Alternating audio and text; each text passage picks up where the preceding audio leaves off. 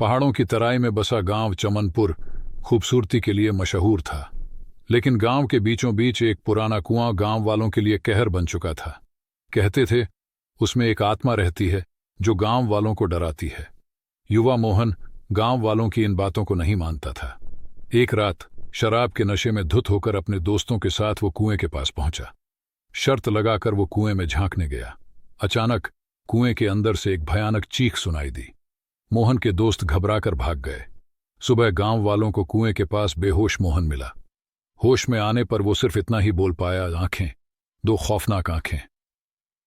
कुछ दिनों बाद गांव में अजीब घटनाएं होने लगीं। रात को कुएं से चीखें आती, अचानक चीजें गिरती। गांव वाले दहशत में जीने लगे। गांव के बुजुर्ग पंडित जी ने बताया कि कुएं में एक रानी की आत्मा फंसी हुई है जिसे शांति चाहिए। मोहन को ठीक करने के लिए और आत्मा को शांति देने के लिए गांव वालों ने एक पंडित को बुलाया। पूजा पाठ के बाद पंडित जी ने बताया कि रानी को गांव वालों के पूर्वजों ने बेवफाई की थी, जिससे उसकी आत्मा तड़प रही है। रानी की आत्मा को शांति दिलाने के लिए गांव वालों ने रानी की समाधि बनवाई और माफी मांगी। उस दिन के बाद कुएं से कोई आवाज नहीं आई। गांव में शांति लौट आई, लेकिन मोहन कभी ठीक नहीं हुआ। अक्सर रात में वो चीखता था, दो खौफनाक आंखें, वो मुझे घूर रही हैं।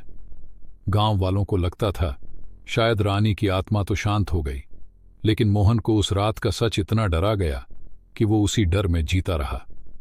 इस कहानी से गांव वालों को ये सीख मिली कि अतीत के कर्मों का फल कभी ना कभी भुगतना पड़ता है, चाहे वो इंसान हो या आत्मा या इंसान।